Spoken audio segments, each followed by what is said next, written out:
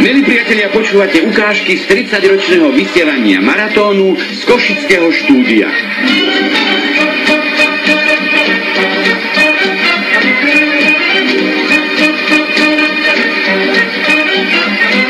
Dnešné vydanie pripraví redakčne Andrej Lukáš. Slovom vás budú sprevádzať Ján Kado a Peter Gažo. Majster zvuku inžinier Gabriel Mikhás, asistentka Renáta Miškovičová. A réžia Tibor Galo. V tomto prierezovom jubilejnom vydaní maratónu dostanú príležitosť Ďurko a učiteľka, doktor intelektuál. Premeny, cesta za bobkovým listom. Hrdinský hôrny junák. Aforistické zápisy na manžetu. Zrážka na smetisku Praženica. Šachmat, fická a bátoričky. Volanie zo studne a anekdoty. To všetko na námety autorov Marty Minské, Ľuda Tatrana, Milana Zelinku, Milana Lechana, Alojza Čobeja, Alexandra Brestla, Jána Kondora, Štefana Šimka a Andreja Leňa. A medzi tým nezaznejú pesničky v podaní našich a zahraničných spevákov, znieť budú výnimočne iba maratónske predely. Príjemné počúvanie a dobrú zábavu, priatelia.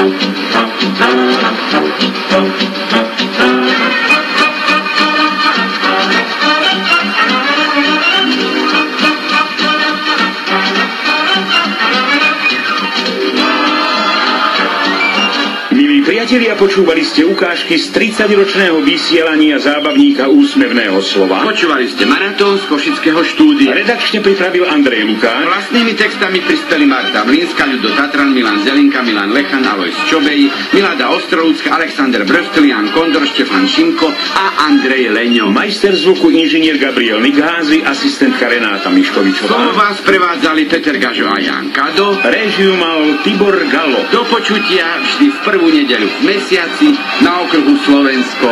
Jeden, milí priatelia.